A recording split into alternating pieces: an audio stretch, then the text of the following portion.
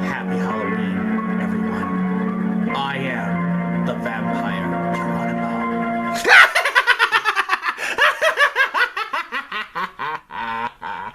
Nope, not really vampire. Sorry. If you guys were expecting a jump scare or anything, I just had to play that one off, at least give it a shot or something, but I know it was kind of ridiculous, but anyway, what's up everybody? This is Geronimo MacArthur back again with another reaction video, and this time it's going to be a little bit different. I am going to be showing my reaction this time, only to clip ahead to my reaction into some of the videos I'm going to be watching, because I know some of you have been wanting me to show my reaction other than just letting you hear it, and this is my first try at it, so we'll give it a go at that.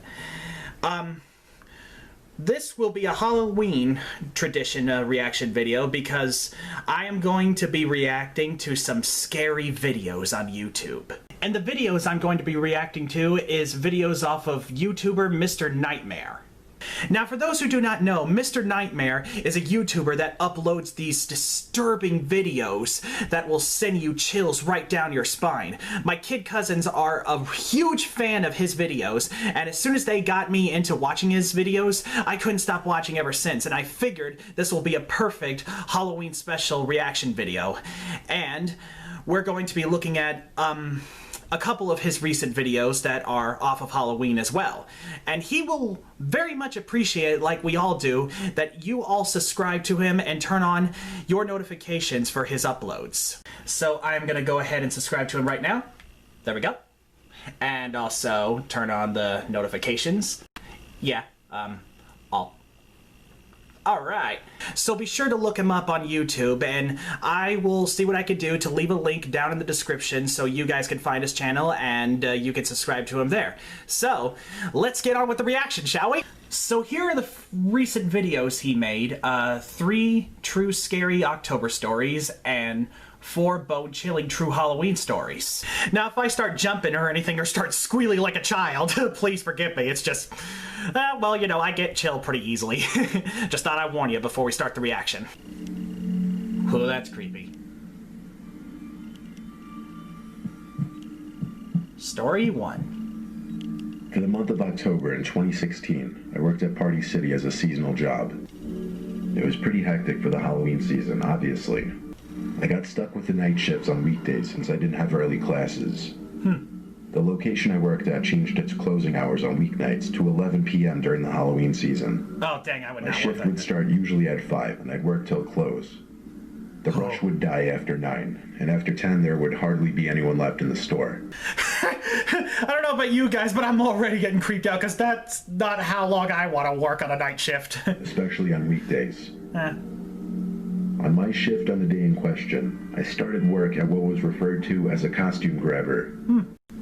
I would be told on walkie-talkie what costume and what size to grab so that I could hand it to the customer and they could try it on. After it quieted down, and later on in my shift, I was told to start cleaning up the aisles, restocking, and bringing stuff either up from or down to the basement. Oh, please tell me you have someone I with you. got tiring quickly because it was a lot of walking up and downstairs. Past 10, there were only about 4 of us still working. A girl named Maria working the cash register, Kyle cleaning aisles and stocking shelves, Ashley the supervisor for the night, and then me doing the back and forth basement work. Basement? The basement was at least connected straight to the upstairs costume storage room. Oh no, so it wasn't a super long walk from the basement. Oh my god. I took a 10-minute breather, then went to continue lugging boxes from the basement up to the costume storage room. I tell you, I'm scared of Lights in the basements. basement had been turned off by someone. What? Figured Ashley. Uh-oh. I flipped the light switch back on, and down into the basement I went. Oh no, no, no, no! As I was lifting a box of girls' costumes, I heard something fall on the other side of the basement. Oh no! Not to make you think this basement was really big, it was just one big circle full of boxes with a big shelf in the middle. I wouldn't care how big it I is! the box I was holding, and slowly peered my head around the shelf. There was someone in a white hooded robe costume with a scary monster mask. Oh no! Of course, course, I jumped back at first. Then I laughed, saying, "You got me." I would have run out of there! Whichever of my coworkers was in the costume didn't speak, though. They just tilted their head to the side a bit. I would not care if it was a joke! With me. I had a feeling it was Ashley at first, even though she would supervise some nights. It's never your friends. But then I realized this person was way too tall to be Ashley. What? So it had to be Kyle. I tried approaching him to remove the mask. Don't do it! He just backed away from me, though. Then I looked down at the boots on his shoes. Oh. The dirty, heavy work boots that I knew for a fact Kyle wasn't wearing. I started getting the shivers. I went back up the stairs to avoid suspicion. I shut the basement door and went straight to Ashley, who's talking to Maria by the register. I asked, "Where's Kyle?" And he literally called "What's up" from a nearby aisle. Oh, I almost thought Kyle was dead. Panic set in. I asked if there was anyone else working that night. Nope. She said everyone went home. Yep. So I told her someone was in the basement in a costume who didn't belong there. Which is why you all should go home! Kyle and Ashley came with me to the basement so I could prove it to them. But like any cliche horror scenario, whoever was down there was gone. There was a back exit in the upstairs costume room for unloading truck shipments. It was possible the intruder exited through there. Ashley sped through the security footage of the past hour and didn't see anyone enter the costume room except for me. But there wasn't a camera in the basement or the actual costume room itself to check that. Part of me felt like it was a prank, and that if I went back down there, wish it was! I'd find the person in the costume again. But my job was my job, and I had to get back down there to continue stocking the costume. Don't just get out of there! When I got back down there, I once again picked up the box of girl costumes I originally was trying to bring up, got to the stairs, and stopped because I thought I may have heard the noise of a small plastic bag being slightly crumpled. Oh no! Of course, I didn't want to stay down there to find out alone. I wasn't getting paid enough. Oh god. My shift was almost over, so I lugged the heavy box up the stairs, dropped it in the costume room, and went back to the doorway of the basement to shut off the light. Before I did, I looked down the staircase, and at the bottom was that person in the white robe costume again, only this time minus the mask. I saw his face, his smiling face looking up at me. I slammed the door shut and ran out to Ashley and screaming for help. They came as fast as they could to the costume room, but the back exit door inside was wide open. Oh, you gotta be kidding me! This time, for real, he was gone. The one camera on the outside delivery area didn't even catch him. I don't really know if that intruder managed to steal anything other than the costume he was wearing. For all I know, it could have been just one big Halloween prank. I hope so. I've been in there looking to actually hurt someone. For all I knew, it was an armed robber, though, and I treated the situation as though my life were in danger. Yeah. If I felt like we're in danger, I'd just get out of there. Oh, story 2. Here we go. My favorite month has always been October. Mine too. That sweet spot temperature-wise. Never too hot and never too cold. All the leaves start turning orange and brown, and you just get that nice, refreshing October breeze. Oh, I love that since I was a My friends kid. and I always used to like to rake up the leaves into a big pile and have wrestling matches in them when we were young. That's what my brothers did. did. 9 to 12. I think when we were about 10 or 11, it was towards the end of October, and a lot of the leaves had already fallen off the trees. Since my property was the biggest, my friends Liam and Billy were helping me rake up the leaves on my property into a giant pile. It was a cloudy, windy day, getting a little late. The house we lived in at the time was a corner house with a huge space on the side next to the sidewalk. It ran into a short, dead-end street with only 2 houses in it, one of which owned by an old stoner couple who didn't care about anything, and across the street from that was a small, disheveled house, whose owner never seemed to come outside. So this allowed us to be louder and more obnoxious without worry of a lot of neighbors watching or caring. We wrestled around for probably half an hour. I would do that. At least not there. Have a snack and play video games. The 2 of them wanted to go back outside for a nighttime triple threat match in the leaves again. That's what we called our wrestling matches. We always acted like we were in the WWE. Oh, nice. When we got back out there, it was almost completely dark, but a street light that stood in the dead end lit up this side of our property, so we could see enough. It seemed as though there were a lot less leaves in the pile right off the bat this time. Oh, I don't got a good feeling about this. A little more, but the pile just spread too far, so we had to grab the rakes and start building the pile again. Liam noticed a long, oddly shaped pile that we didn't notice from before. He went over to start raking it over to our main pile, but he seemed to be having trouble.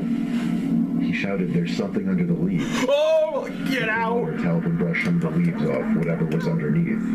And all of us screamed when we realized there was a grown man hiding underneath the pile. We stepped back and looked at each other, and then back at him. We didn't know whether to laugh or not. Like, was he playing some kind of early Halloween prank on us? You wish. The man's face was not yet exposed. Liam and I dared Billy to go expose the man's face. No, no! He walked up to the body on the floor slowly, looked back at us, and started lightly kicking the leaves away from where the person's face would be. As he kicked, he realized the body was hollow and hard, and there was no face or head. It was a fake body that someone planted there as some kind of prank. Oh, really? But who placed it there? I wouldn't want to know. That question was quickly answered when we noticed someone hiding in my bush right behind the pile. What? We yelled, "We see you," to the man hiding in the bushes, and he came out laughing, exclaiming how he got us so good. But this man was older. Huh? He looked 60, and he looked scary and gross. Oh, no. Huge bulging eyes, crooked teeth, and he was breathing very heavily. He said he planted that fake body there because he always watches us play in the leaves, thought it would be funny. That creeped me out, though. Yeah, me He too. always watches us play in the leaves. Liam tried being nice, but I thought the man was weird. I said, "Come on, guys, let's go inside." Yeah, go inside, go inside. I told my dad, and he went outside to check. But the man had already moved the fake body by then. Clever. We played video games the rest of the night, all having agreed that guy was a freak. My friends eventually left, and soon after, I went to my room. I had my window open as usual to get a breeze into my room. I was watching TV when I heard a man's voice at my window. I jumped and looked up at the window. I couldn't see who it was. Oh, God. The voice said, "I didn't mean to creep you out earlier. I live in the house across the street over there, and I like watching you kids play in the leaves." I was in shock, hearing It's him. a stranger's voice outside my window. I continued looking at the window, and eventually the familiar face of that freako from earlier came into view. He reached his arm under my window and pushed it up further as he attempted to climb into my window. Oh, God. When he realized he couldn't fit, it seemed he started to try to reach for me. Get the hell out of there! Dad and ran upstairs to his room. I tugged him out of his bed and led him to my window. The man was already gone. Oh. He lived in the house across the street in the dead end. My dad charged over to the house with me, banged on the door, but the man didn't answer. He probably ran off. The cops, and when they came, he took me back to the house with the police. And this time with the police, the man opened the front door, and it was in fact the same man. Huh. I was too young to be able to tell, but the police and my dad picked up on it right away that he was on something. Likely crystal meth is what my dad says. Oh, God. I remember looking into the house from the doorway and seeing that it was an absolute pigsty. Thinking back now, it would fit the description for the home of a meth head perfectly. All those years living there, we were none the wiser that there was a creepy meth head living in that disheveled house, apparently watching my friends and I as we would play. I would think of moving. Story 3. Okay, here we go. This past October, I was talking to this girl I met at a party a month prior. For the purpose of this story, she'll be named Nikki. We had been talking and hanging out like once a week for a few weeks. She wanted to do a bunch of October activities, so I came up with the idea that we go apple picking. She loved it. So we hopped in the car to take a trip to the nearest apple picking orchard, which was about a half-hour drive away, out of the suburbs to the more rural part of the area. Nice. We live in Jersey, so there's an abundance of places to go, but I let her pick where. That's always sweet. It said we were still about 20 minutes away, and we were driving down a scenic road with little to no traffic. We actually passed what appeared to be another apple orchard, so we turned down this dirt road up to a small wooden farm-like house. Dirt road? There were no cars, no people, not even a little stand where people would go to pay to enter. Oh, boy. It seemed it wasn't open for business, or maybe it just wasn't open to the public at all. Well, you know what that The means. house was very poorly kept. It almost looked as though nobody lived there. As we walked around the property, Nikki said she felt uncomfortable. Yeah, So we me got too. back in the car and continued the route to the originally planned destination. Good. However, when we got there, this one was also void of people, though this one at least had a closed sign at the stand. I told her, what if we went back to that first orchard that looked almost abandoned and just go picking there? We'd have the whole place to ourselves. At first she was hesitant. Yeah. I convinced her. So I drove us back and found a low-key place to park on the grass by the woods. Oh. We walked through the crushing leaves on the dirt path. We were trying to be discreet, that was out the window. There was a little wooden fence we had to hop, but it was easy. Once inside, we were hidden by the symmetrical rows of thick apple trees. But our feet were also covered in tall grass up to our shins. That's what happens. We started walking down the row of trees, filling the plastic bags we brought from my car with the best apples we could find. Though, admittedly, there weren't many. There was a certain thrill in doing this, knowing we weren't supposed to. Yeah, there's a reason for that. I would start launching apples up in the air, and then I would start pretending like I was going to throw apples at Nikki. She started screaming, running off, telling me to stop. She cut through a couple trees to another row, and when I got to the other side, I didn't see her. Oh, God. Where are you? I said. She's probably kidnapped or picking my own something. apples, and she actually sounded like she was a few rows over. Oh, maybe not. I apologized, laughing, telling her I'd stop, but she didn't answer. I spent a few minutes trying to find her, and suddenly an apple landed right in front of me, which had been tossed from one of the rows nearby. Then another one landed close by. I yelled stop because I was actually afraid of getting hit in the head. I ran through a couple trees, and each row I'd pass, I'd look left and right trying to find Nikki. I went down this row and went through the first couple of trees I could fit through to get to the next side. I looked left, and I actually felt like my heart launched up into my throat, because there was some guy, a young guy like 18 or 19-year-old, with long black hair to his shoulder. Oh, I can imagine. In the center of the row, maybe 5 trees away from me. Oh, God. It looked like he had a slight smirk on his face. He didn't move, so I did. I squeezed through to the next row and then the next. Then Nikki called my phone. I picked up in a hurry and whispered, "Where are you?" She sounded like she was in a panic. She said into the phone there was a creepy guy following her around. Yeah, it's probably the long-haired guy! But he wouldn't say anything, and he looked like he wanted to hurt her. Her description of him matched the guy I just saw. I told her to meet me back at the car. I ran the way back, and Nikki was already waiting at the car. Thank God, she's stopped alive. to discuss what just happened. But Nikki yelled, "There he is," and pointed in front of us. Oh, God. I looked, and I could see him. He was half hidden by an apple tree. Could only see his left arm, left leg, and half his face. Scary enough! He was just creepily spying on us. I had to get us away. Yeah, get away, get We made away. a 3-point turn off the grass onto the dirt road. We passed the decrepit barn-like house and got back on the road. Oh, thank God. We talked over possibilities. Maybe he lived there. We passed by a fruit stand on the side of the road with a few people working on it. Oh, good, it's a public Nikki and area I this lost time. our apple bags, so we figured we'd at least stop here. We picked up some apples and berries, and I just had to ask them about the apple orchard down the road. Oh, sure you would. The 2 ladies working the fruit stand proclaimed nobody should ever go anywhere near there. Oh, do they know about it? Girlfriend and then disappeared. Her body was found near the orchard in the forest. Holy... The dad still owns the orchard to this day. If this guy killed his girlfriend, don't you think some police should go over and arrest this guy? He hardly ever returns and doesn't keep up with the place. We practically jumped in their faces as we asked them to describe the son, but they had never seen him and don't know anything about him. I admitted to them that we went apple picking on the property and some creepy young man was following us. Oh, boy. The 2 women said that it was best that we got out of there when we did. They also kind of scolded us for not calling the police. Yeah. However, one of the ladies said she was going to warn the police. Good idea, good idea. Drive home, as Nikki spoke to me about it. Everything she said really went in one ear and out the other, as I really thought to myself, did we actually run face to face with the missing murderer in an apple orchard? Most likely. Still get chills, wondering if that guy's still out there, in that orchard. Oh my God. I really don't know what to say, guys. Personally, somebody ought to report this.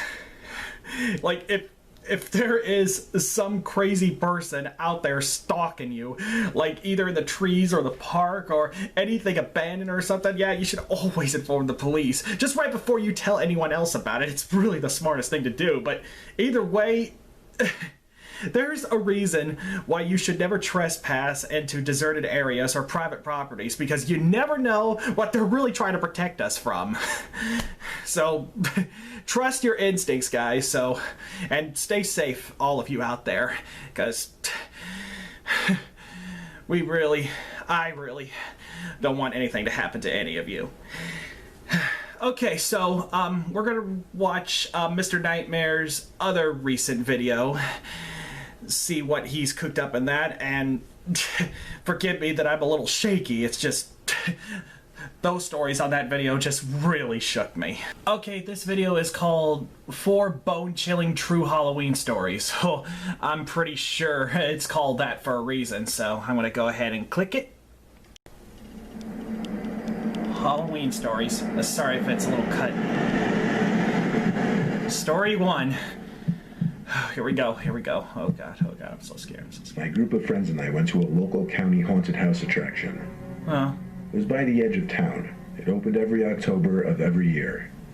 It sat right by the woods appropriately, and had 3 attractions: the main haunted house, a corn maze, and a haunted trail through the woods. Oh.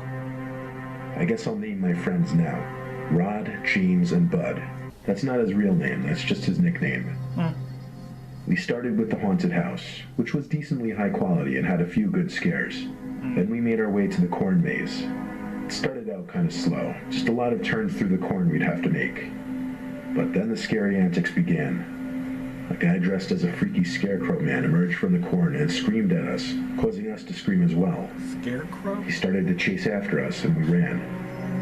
I was in the back, of course, and the scarecrow was right behind me.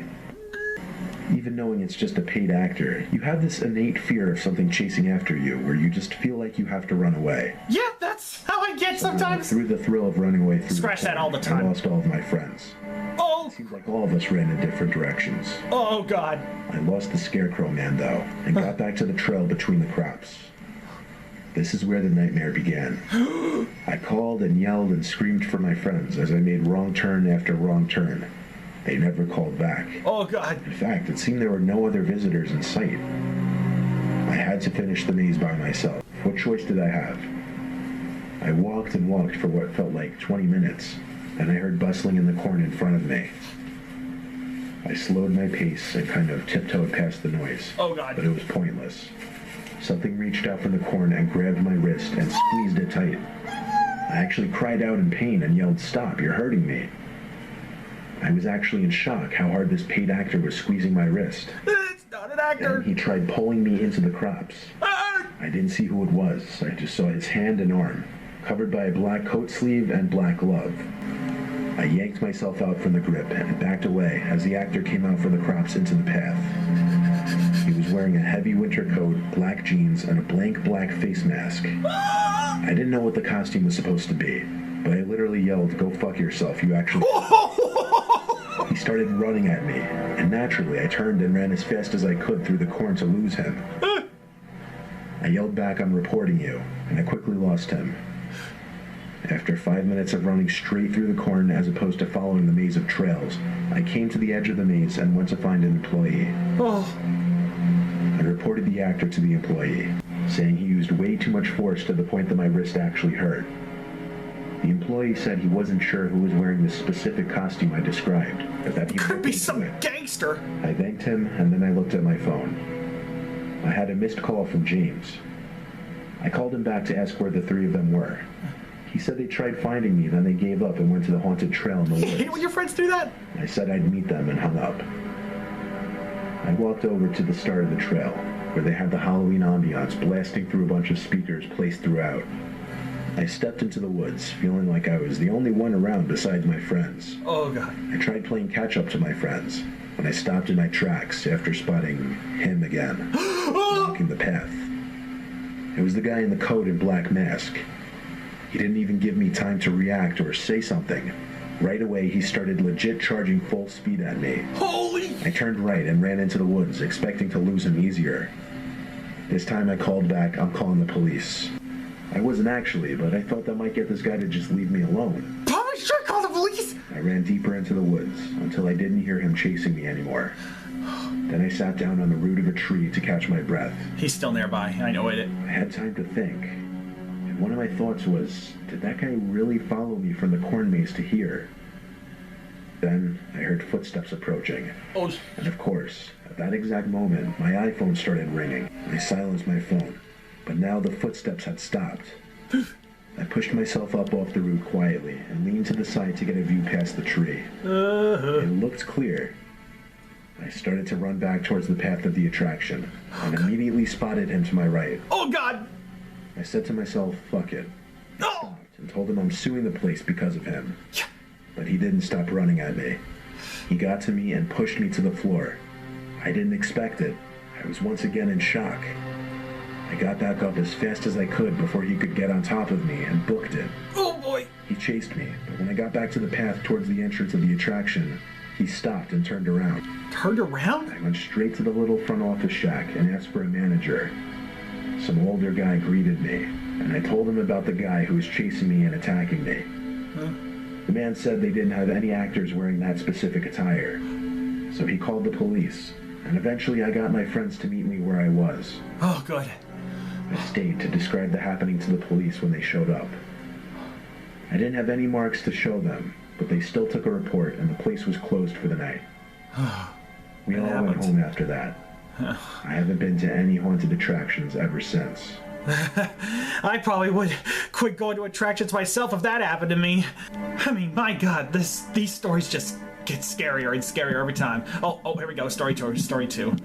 Oh boy, I'm a little nervous about this.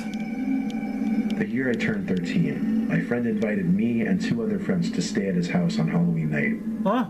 Halloween slumber party. He had a very large house outside of our town, and it was the perfect place to go trick-or-treating. I miss We decided it trick-or-treating. would be cool to go now to get sweets for a movie. So fast forward, we were near the end of our trick-or-treating, and at one house, a woman answered the door. She was tall and skinny with shoulder-length hair. Her house was disgusting. We could smell the odor of cigarettes from inside. She was quick to tell us that there were no more sweets left. However, she could go try to find something for us. Oh, that sounds suspicious. Don't do that. She comes back with an old brown paper bag with old-looking candy inside. We kindly deny the bag and tell her we're getting picked up, so we better go. Smart. She grabs one of my friends and says, "No, please." But my friend pulls away from her, and then she quickly shuts the door. We knocked on a few more houses before hearing something going on near the parking lot of the housing complex. Someone exclaims, "They took my child, they took her, they took her." It was her, that woman. And that was my friend's parents' car that she was banging on. Oh, God. She was throwing herself at the car and hitting it with her fists. Oh! A couple of neighbors came out due to the commotion. They seemed to know who she was. They apologized to us and said it was a big misunderstanding. We quickly got into the car, and my friend's mom started driving us out. We don't get far before the woman jumps in front of the car, claiming one of us was her child. The neighbors once again pulled her away. It was later that night, however, when things truly began. Is that woman mental or We something? stayed up late like any teenagers do at sleepovers, and we watched some scary movies. Out of nowhere, the light turned on in the hall. We could see it under the closed door of the bedroom. I assumed it was my friend's parents who were about to come in to tell us to get some sleep. However, no one came in. I decided to have a peep out the door. Nothing at all. Oh, God. Oh, God. Friends joined me to see why the lights suddenly turned on. Oh, God. Out of nowhere, my friend says, "It's her." What? Through a large window facing the backyard, we see that woman standing there, looking in. I'm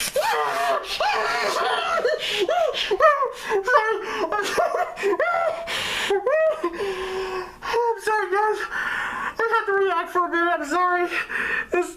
What did I tell you? This guy really knows what he's doing with these vids. Especially at this month. On this day, the 31st. Oh my God. Okay, I'm alright. I just had to react for a minute. Sorry. I'm pretty sure you guys are laughing your asses off. But, you know, I couldn't help myself just there.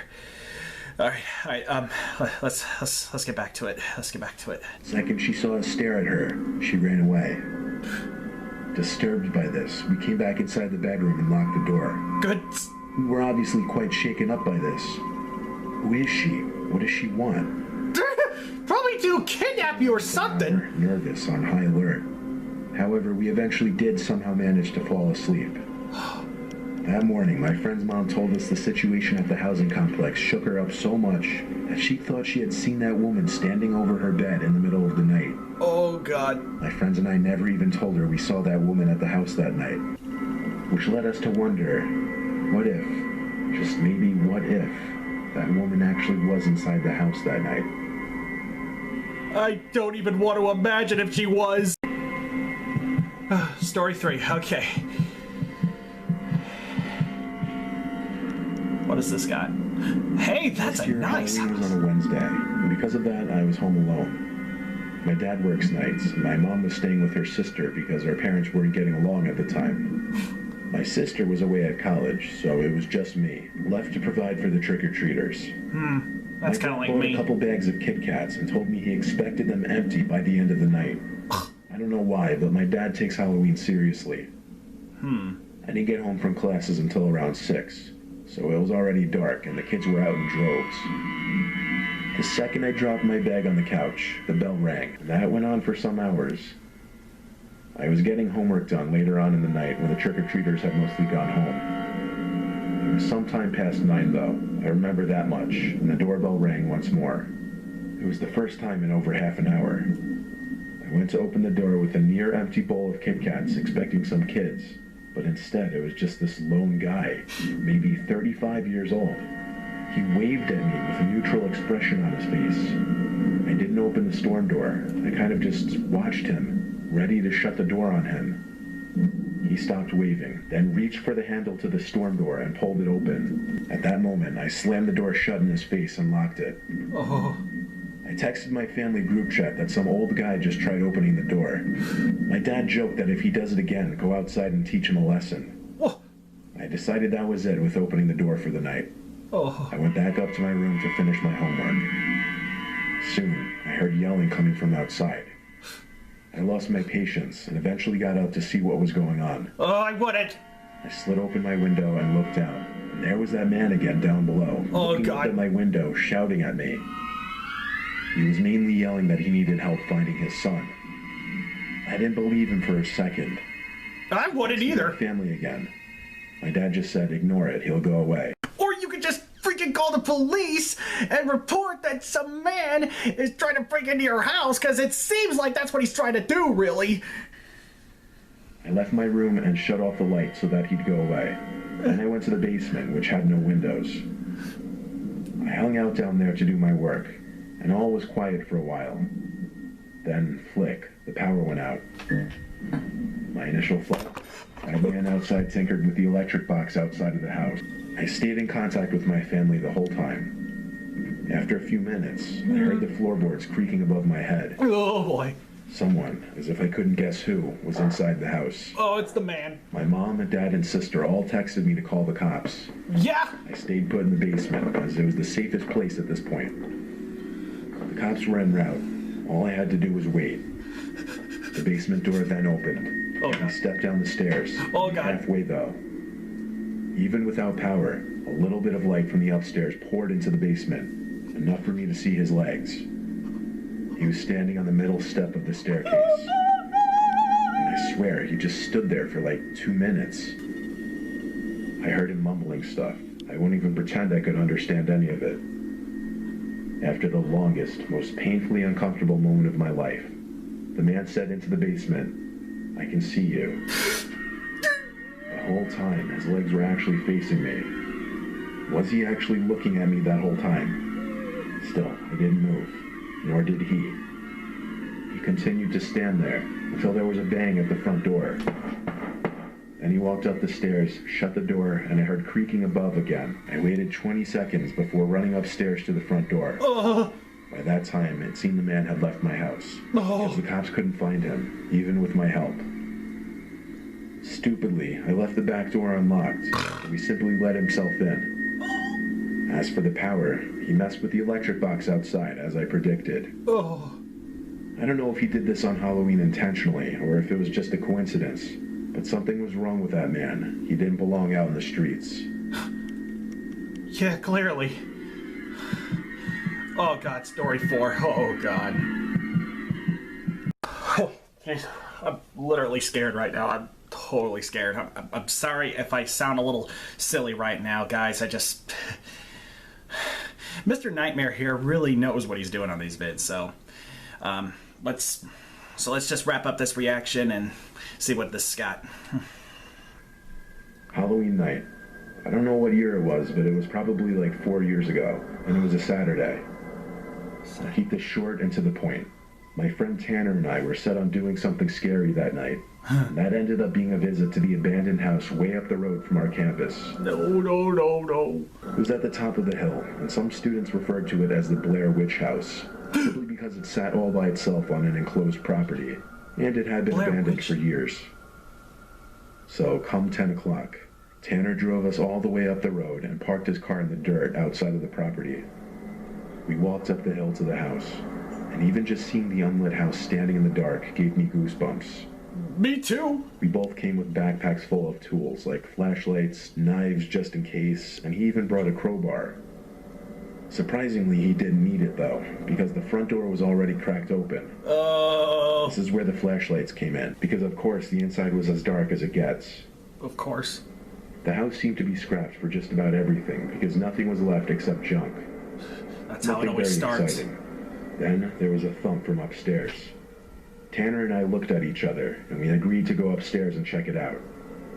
He led the way up the stairs, which were extremely rickety. We got to the top, and there was a small hall with 3 doors. We passed the first room, which was a tiny bedroom with an old collapsed bed frame still in there. There was a second door on the left. This one led to an empty bathroom. There was one more door, this one on the right of the hall. It's always the last We stepped door. inside. Oh, no. This bedroom was definitely the master bedroom. There was a bed frame sitting in the center of the room still. There was once carpet on this wood floor, which had apparently been ripped away over the years. We stepped fully inside the room, looking for what could have made the thumping sound. Then, bang. The door to the room slammed shut. There was suddenly a white flash that filled the room. Then another. It seemed like camera flashes. Tanner screamed and opened the door back up to flee the room. I did the same. Neither of us looked for whoever was in there with us. In the moment, we were way too scared. We ran back to the car, and Tanner drove us back to campus. A week later, Tanner sent me a picture through text. He was holding a photograph in the picture. It was of the 2 of us in that bedroom of the house. He said they were left under his windshield wiper in the parking lot of our dorm building. I told him to throw them away and park somewhere else from now on. We only told a few close friends about this, and we never went near that house again. Yeah, neither would I.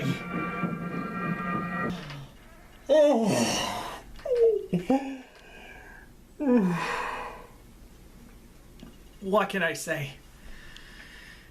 Mr. Nightmare here really lives up to his YouTube channel here. And so far, he has told the most disturbing horror stories ever to be told.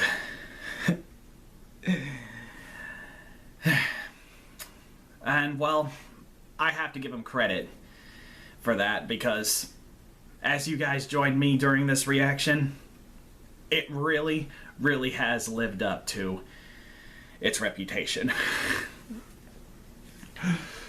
I mean, just look at me. I'm still shaking a little bit, but hey, I'm the one making this reaction.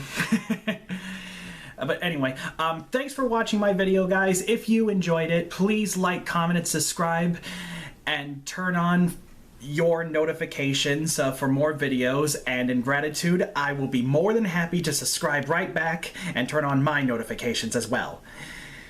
And be sure to subscribe to Mr. Nightmare for these thrilling and chilling videos because he really should make his own horror movie one day.